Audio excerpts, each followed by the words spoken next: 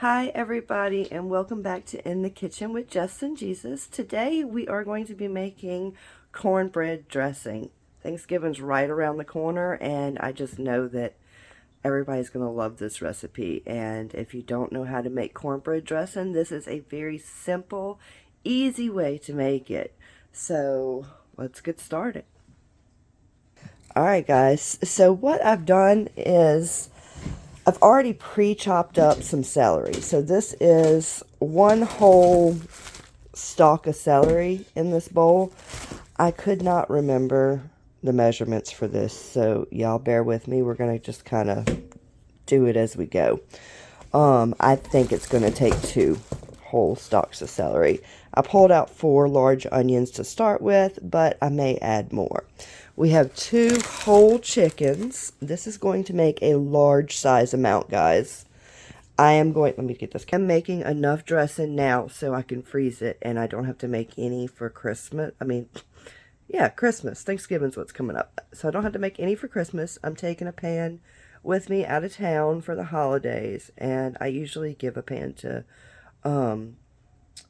my kid's grandmother because this is her recipe and she puts it up for Christmas as well. So it's going to look like a lot, and it's very simple if you want to tone it down a notch. Same ingredients, just less. Alright, back around. So I am going to admit something. I cannot make cornbread. So I've tried. I don't know. I fail every time. So we buy yellow cornbread mix. You don't want to do the sweet cornbread because it's going to change the flavor of your dressing. And if anybody over the age of 50 tries your dressing, they will tell you that it is not right. So, alright guys. Also, you're going to need a big pot. So we're using our big old soup pot. You're going to need a pot big enough to put the chicken in it to where the water is going to cover the chicken. So let's get that going. Okay guys, as you can see, I got my chickens in my big pot and I'm filling it up with water. I always put my water to about this bottom of this thing. The handle knobs. Alright, now that you got your chickens washed and in the pot, we're going to go ahead and salt and pepper this chicken stock. Be generous, it's a lot.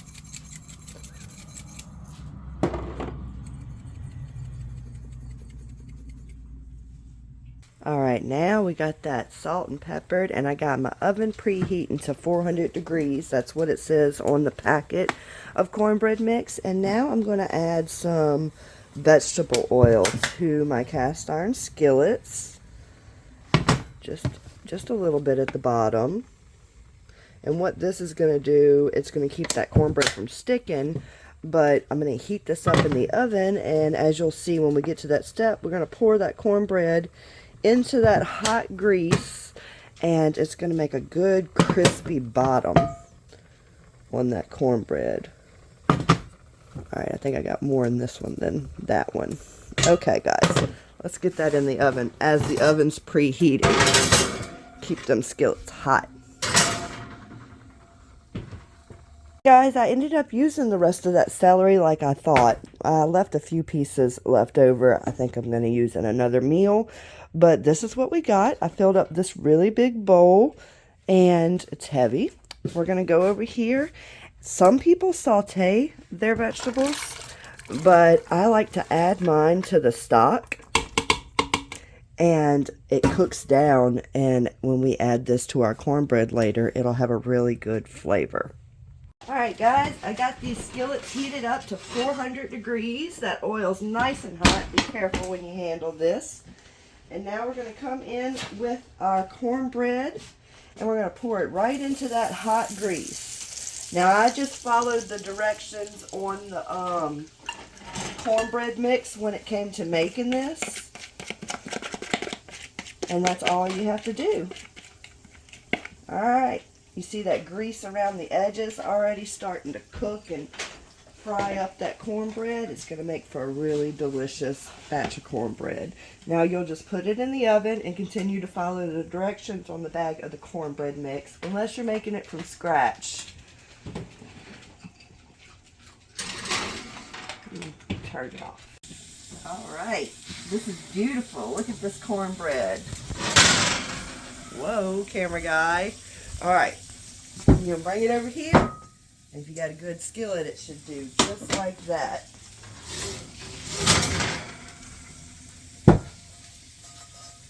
Alright, now we're going to let it cool. We're going to re-grease these skillets, put them back in the oven, and repeat the process. Okay guys, I just got those chickens pulled out of the hot boiling water, and I'm just going to leave them sitting over here to cool so I can debone them later. Alright, and this is what we're left with, guys. This is our chicken stock. Look how pretty and rich that is, and it's full of all that celery and onion. We're going to use that. Don't get rid of this.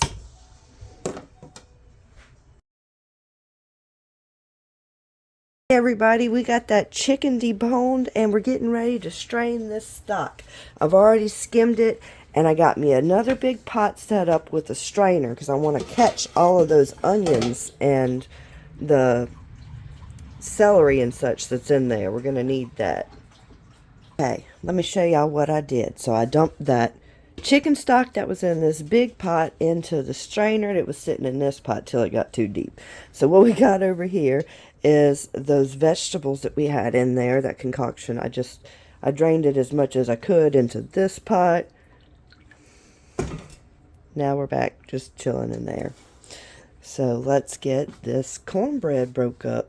Alright everybody, I'm almost done. We got 2 more to go. But as you can see, we're just breaking it up. It's not perfect. There's no perfect measurements to this. You just literally break it up. You don't want no big pieces. You'll see why in a minute. Alright everybody, look at all that cornbread. Things filled up. Alright, so we're going to go ahead and take all of our seasoning, our onions and our celery. I'll scrape that out in a second. And we're going to get that up in there. I'm going to go ahead and give this a stir. And then we're going to add that chicken and then give it a stir. Okay guys, we got that chicken and we got all them vegetables in here and we got it stirred up. I had to dig in, y'all. I had to go elbows deep into that pot. That is a big pot of dressing. Alright, so what we're going to do now is we're going to add this chicken stock to this mixture. I'm going to use this big old bowl that I've been using over there for other purposes just to dip into here. Alright guys, let's get going. I'm going to continue adding this mixture, and you're going to need to stir it as you go because we're going to be looking for a certain consistency to this. This is still way too dry. Got to keep going.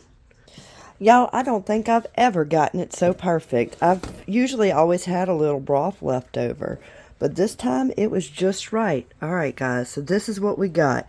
This is, you see how it's got that bouncy, like a waterbed texture? That's the only really the way I know how to explain it. You got a little bit of juice build up around the edges, not much, but you can definitely see some juice build up.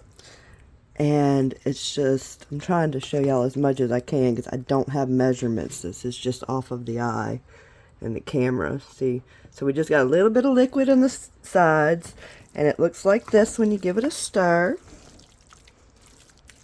And it's kind of got this bouncy jello waterbed look to it. That's our dressing, guys.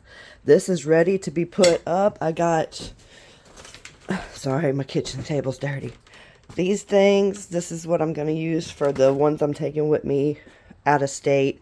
I'm going to put it in here about halfway, and I'm going to freeze it. And then we're going to bake that in the oven at, I think, I can't really remember. I'm thinking it's 375. And we're just going to bake it until them edges get crispy. You know what? Let's make a pan. All right.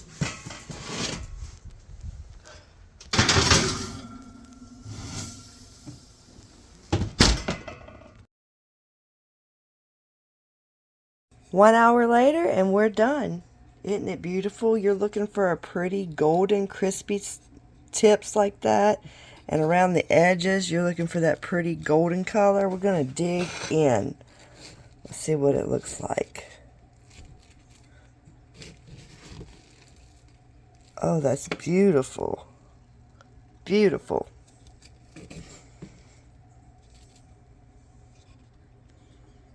Good job, guys.